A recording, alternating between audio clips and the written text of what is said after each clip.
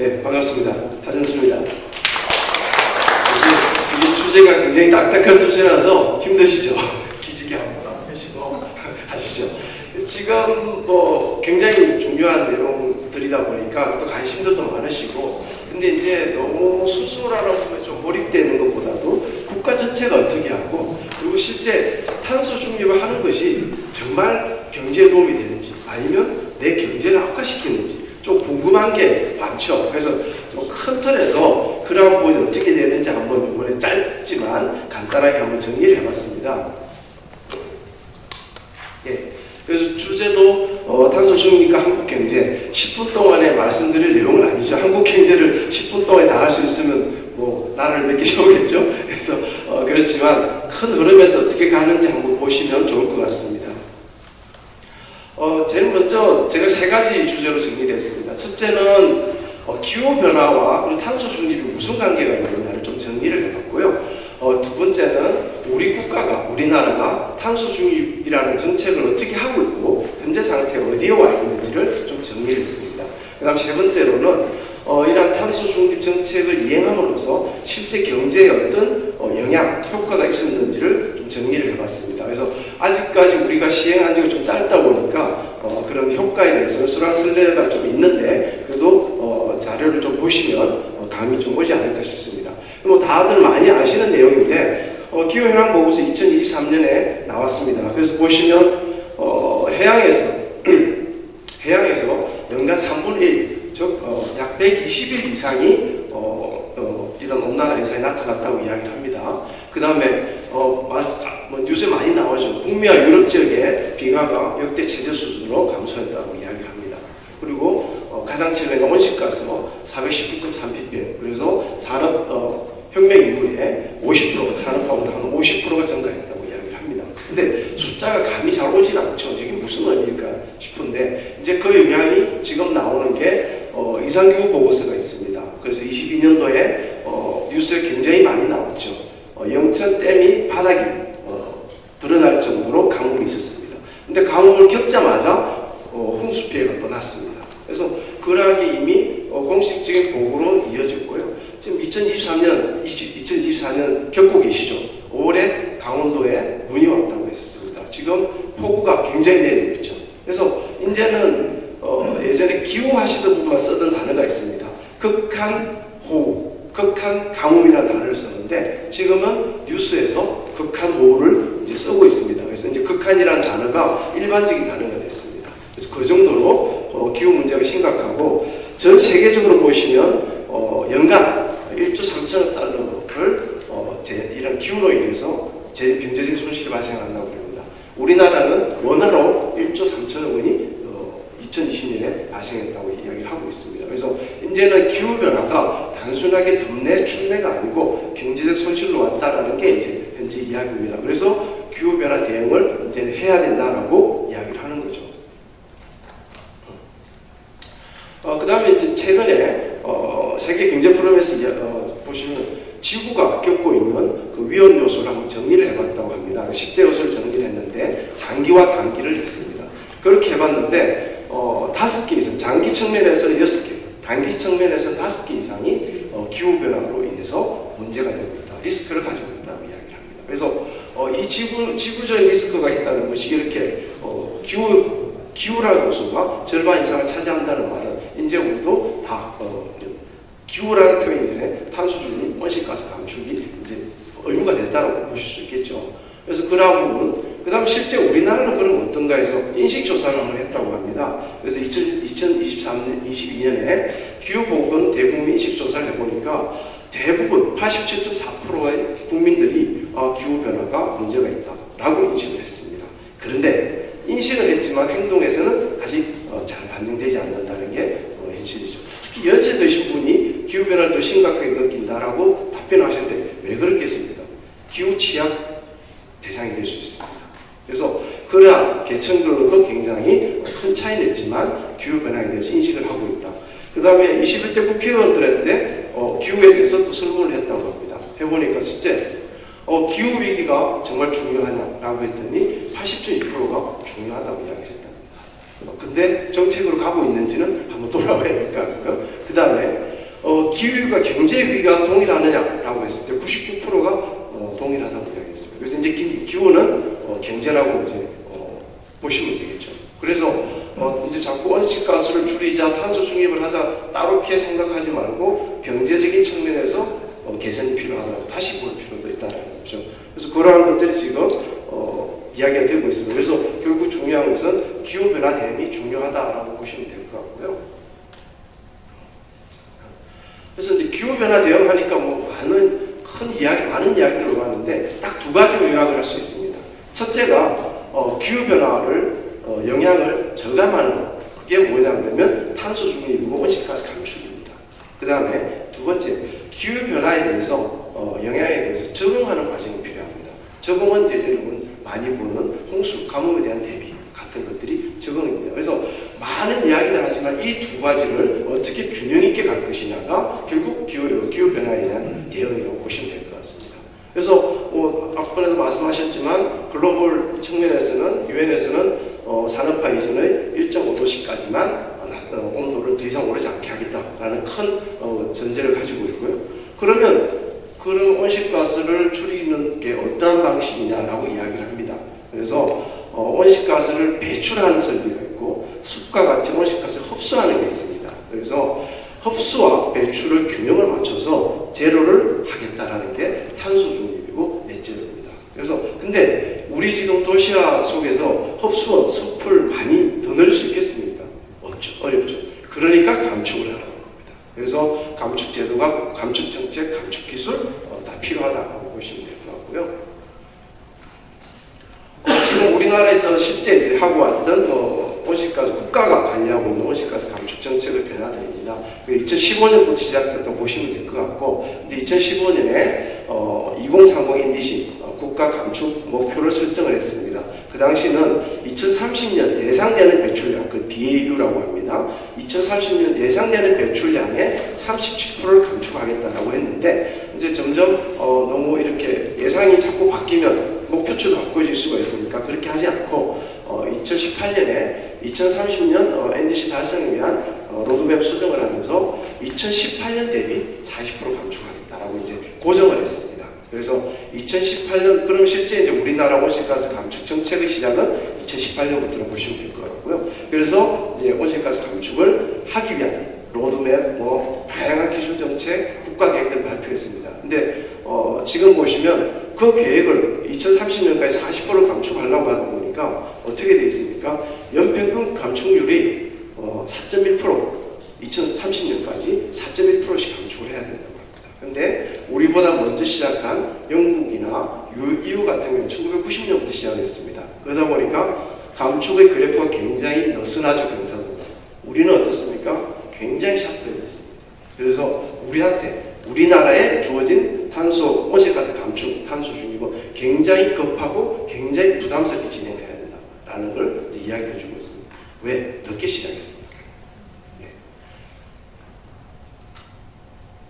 그래서 이제 우리나라 온실가스 이제 감축 목표를 최종적으로 정량적으로 정리한 게 2023년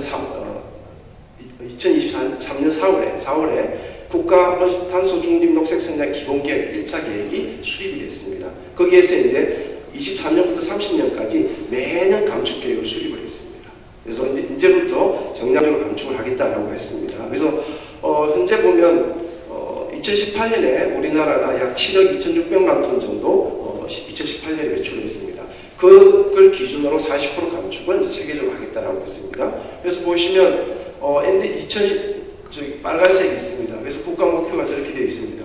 2024년 3월에 저렇게 발표가 됩니다. 23년 4월보다 저렇게 발표가 됐지만 40%를 감축하겠다는 계획은 변화는 없는데 실제 기존의 감축 계획을 하다 보니까 어렵더라는 거죠. 그래서 어떻게 했습니까? 새로운 감축 부분이 기술이 등장하고 점점 다양화시키고 국내분으로 한계가 좀 있을 것 같다. 그래서 해외 감축까지 고려를 하고 있습니다. 근데 뭐부터 해야 되겠습니까? 당연히 국내 감축부터 해야 되겠죠. 그래서 지금 우리 수소하는 이런 제철의 국가 감축의 국내 감축의 가장 큰 목표 중에 하나입니다. 그래서 지금 이렇게 진행이 되고 있죠. 좀 전에 제가 굉장히 샤프하게 진행이 되고 있다고 말씀드렸는데 보시면 2023년부터 30년까지 국가가 감축해야 될 목표량이 색으로 노란색으로 있습니다. 점점 갈수록 굉장히 경사가 높아지죠. 왜? 아직까지 감축 기술이 다 확보되지는 않았거든요. 근데 이제 2029년, 30년 가서 감축 기술이 확보되면 한 방에 떨어뜨리겠다라는 이제 전략인데, 현재 아까 보시면 21년에 수립했을 때는 4.17%라고 했습니다. 지금 23년에 수립하니까 얼마가 됐습니까? 5.86% 됐습니다. 그래서 늦으면 늦을수록 연간 감축률 부담은 더 커집니다. 그래서 하려면 빨리 해야 되고 적극적으로 해야 된다라는 내용이고요. 그럼 이제 여기 이제 이 주제와 연관돼서 그러면 국가 온실가스 배출이 부문별로 되어 있습니다. 그 중에 산업 부문만 이제 별도로, 물론 다 아시겠지만 에너지 부문의 배출량이 제일 큽니다. 그렇지만 산업 부문만 따로 빼서 보면 산업 부문이 직접 배출하는 것도 있지만 전기를 써서 간접 배출하는 것도 있습니다. 그 전기 부분은 에너지에 들어있는데 걔들을 진짜 산업 부분으로 당겨서 보니까 산업 부분의 실제 배출량은 56%, 즉 국가 배출량의 절반입니다. 그래서 산업 부분의 직접 배출과 간접 배출을 줄여야 된다. 지금 수소하는 노는 직접 배출을 줄이자는 이야기를 하고 있는 겁니다. 그래서 이런 부분에 관리가 필요하다는 거고요. 특히 이제 그런 산업 부분에서 어디가 제일 많이 내느냐? 4개 업종입니다. 대표적으로 철강, 그다음 반도체, 그 다음에 시멘트, 정유, 석유화학 4개 부분이 산업 배출량 84%를 차지하고 있습니다. 그래서 그 중에 하나인 철강 쪽에서 지금 수소한원로라는 감축 계획을 추진하고 있다고 보시면 될 것 같고요. 지금 포항시 34.2만 톤이라는 것은 직접 배출만 지금 고려한 겁니다. 간접 배출이 한 1,000만 톤 정도 되니까 4,000만 톤 정도 보시면 될 것 같고요. 그래서 직접 배출로 저 정도 하고 있는데 2020년 현재 29.8만 톤, 약 13% 감축은 국가가 10% 감축했듯이 감축은 좀 되고 있습니다. 그렇지만 앞으로 국가 목표의 40%까지 가려면 굉장히 많은 감축 노력이 필요하다고 보시면 될 것 같고요. 그 다음 지역별로 보시면 경북 대구권이 국가 지역권의 4위 정도를 하고 있는데 어느 부분의 배출이냐? 금속 산업 부분의 배출이 절반을 차지하고 있습니다. 그래서 지금 이야기하고 있는 수소하는 제철에 대한 이야기들이 굉장히 공론화되고 빨리 진행돼야 된다는 내용입니다. 그러면 이렇게 이제 현황입니다. 우리나라가 어쨌든 하고 있고 급하게 해야 되겠다 있고 그런데 탄소 중립을 하면 나이가 돌아오는 건 뭘까라는 표현을 할 수 있겠죠. 경제니까. 그래서 IMF 국제사회에서 전망할 때 2020년 전망할 때는 2021년부터 2035년 기간에는 녹색 투자가 증가할 거다. 왜? 온실가스 감축을 위한 설비, 그다음 기술에 대한 투자가 있다 보니까 이러한 경제적인 측면에서는 경기 부양 효과가 있을 것이다. 즉 플러스일 것이라고 이야기합니다. 근데 그거 지나고 나면 뉴스에 가끔 나오죠. 시반이라고 탄소 국경세 이야기 나옵니다. 그런 탄소세. 그다음에 미국 캘리포니아 이미 하고 있는데 SNGP라고 싱글 마켓, 그러니까 녹색 제품의 단일 시장이라는 것도 형성이 돼서 철강하고 몇 개 다배출 업종 같은 경우에는 온실가스 탄소 발자국을 정해서 초과하면 탄소세를 물립니다. 즉 내 제품에 경제적인 가치 문제가 생겼다는 거죠. 그래서 탄소 중립을 한다는 것은 제품의 기업에서도 해야 될 게 부담을 가질 게 아니고 내 제품의 경쟁력을 높이고 가격 경쟁을 높일 수 있는 길이라는 걸 좀 아셔야 된다는 겁니다. 그래서 좀 더 적극적으로 해줘야 되고, 근데 하고 싶은데 이런 딜레마 지금 여기 하고 있는 것 같아요. 하고 싶은데 부지가 없어서 못한다. 이제 이거는 지자체에서 풀어줘야 되죠. 그래서 다 같이 협력하지 않고는 할 수 없다라는 게 이야기가 되겠습니다. 그래서 그다음 국내 전망은 좀 다르게 나와 있습니다. 2023년에 한국은행에서 했는데 탄소 중립을 달성하게 돼 2050년까지 또는 유엔에서 이야기하는 2도씨 이내의 온실가스 기온 상승을 차단하겠다라는 정책을 가지고 그런 경제에 어떤 효과가 있느냐 분석을 해봤더니 기후변화 2050년까지 만약에 탄소 중립을 달성하기 위한 노력을 계속한다면 경제 하락률이 연간 0.6%. 근데 기술이 좀 더 발전된다면 0.5% 연간. 그래서 뭡니까? 탄소 중립 노력을 하는 것이 경제에 손실을 일으킬 것이다라고 예측을 해놓고 있습니다. 그 다음에 그러나 경제뿐만 아니고 환경적인 측면에서도 수도권과 비수도권을 분석했을 때 비수도권이 환경적인 조건에서 열악한 왜? 산업이 다배출 업종이 비수도권으로 가기 때문에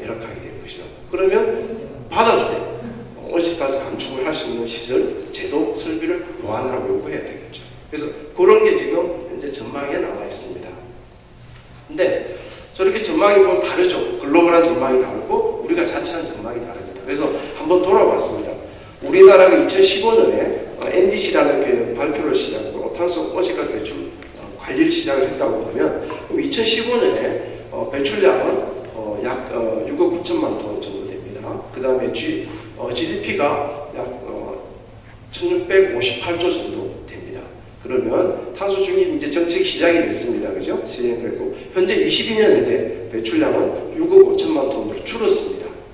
네, 이제 감축 정책이 시작됐겠죠. 그럼 GDP는 어떻게 됐습니까? GDP는 늘었습니다. 그래서 탄소 중립 정책 또는 탄소 중립을 위한 시설이라는 부담이 결코 경제 측면에서 손실만 일으키는 건 아니다. 현재 데이터는 그렇습니다. 물론 장기적으로 어떻게 갈지 모르겠지만 그래서 오히려 그런 IMF의 전망이 좀 더 맞지 않나라고 저는 이제 개인적으로 보고 그래서 기업도 탄소 중립이라는 정책을 하는 것들이 결코 손실이라고만 생각하지 말고 좀 적극적으로 가야 된다라고 볼 수 있을 것 같고요. 이 관련한 자료들이 이제 그 내용들입니다.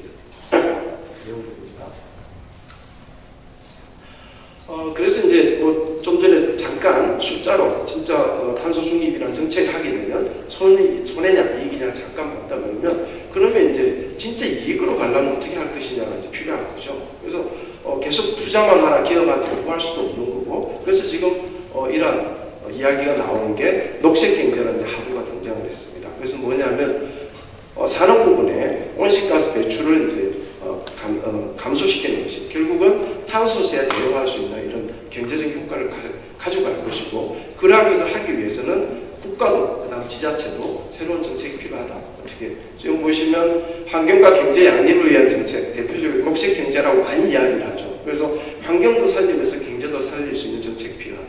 그다음에 두 번째가 중요한 내용이죠. 기후 양상 그리고 도태 기업에 대한 개선 관리 방안입니다. 그래서 이러한 부분은 우리 용어로는 정의로운 전환 좀 들어보셨을 것입니다. 저도 처음에 정의로운 전환을 뭐라 정의를 할까 좀 고민을 했는데 좀 쉽게 이야기하니까 기후 약자 기업에 대해서 그 부분들을 어떻게 유지해 나갈 것이냐라고 이제 좀 이해를 하고 있습니다. 그래서 이러한 것들이 이제 정리가 돼야 될 것 같고요. 그 다음에 그냥 막연하게 기업 보고 주력하는 게 아니고 정부도 100대 탄소 감축 기술을 녹색 기술을 선정을 하고 기술 지원을 하고 있습니다. 그래서 이러한 부분이 적극 이제 받아들여져야 되고요. 지금 포항을 좀 잠시 보면 이제 국가가 하고 있는데 좀 포항으로 좀 들어와서 보면 지금 수소 경제 이야기를 굉장히 많이 하고 있죠. 그래서 지금 보시면 최근에 2023년에 한국형 100대 녹색기술 전략회의 때 나온 이야기입니다. 철강 분야 탄소 중립 로드맵이 있습니다. 탄소 중립 로드맵에 고로 진로 수소하는 제철 전환, 즉 국가 사업입니다. 물론 회사로 봤을 때 포스코 사업이죠. 국가 감축 계획입니다. 그래서 이 속에 국가 정책 속에서 빨리 캐치를 하고 가져올 걸 가져오고 해야 된다는 거죠. 단지 포스코 니들이 사업이니까 니들이 해라는 게 아니고 지자체도 같이 움직여줘야 합니다. 그래서 국가가 저렇게 계획을 세우고 있고 그래서 현재 보시면 29년까지 공정 및 설비 기술 개발 아직까지 사업화, 상업화, 보급형은 아니라는 겁니다. 29년 이후나 돼야 사용할 수 있다는 거죠. 그때부터 감축 효과가 나올 수 있습니다. 그 다음에 2040년부터 본격 감축 단계적 전환을 하겠다고. 이건 포스코 계획하고도 일치하는 과정을 보시면 될 것 같고요.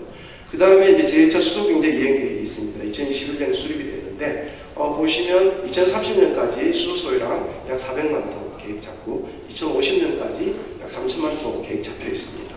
근데 우리나라가 생산량을 쫓아가지 못하고 있습니다. 그래서 그때까지도 해외 수입을 50%를 할 것이라고 예측을 하고 있습니다.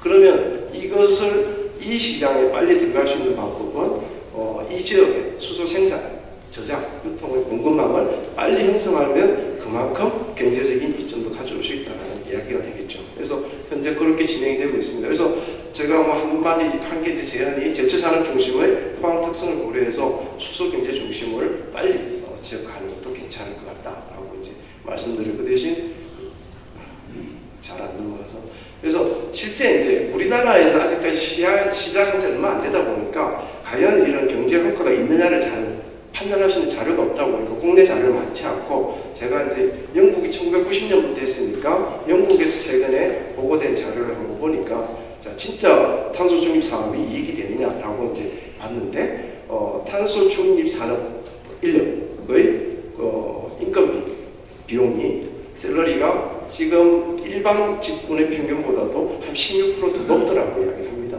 그 말은 여기가 수소 경제 중심지가 되면 마찬가지 또 그 인력을 교육할 수 있는 체제도 같이 갖춰주고 그 인력까지 공급망이 갖춰주게 되면 여기서 말하는 실질적 이익, 그러니까 탄소 중립 정책을 시행함으로써 손실이 아니라 이익으로 갈 수 있는 구조가 만들어질 것이다라는 게 지금 우리나라 아직 없지만 영국에서는 이렇게 접근하고 있습니다.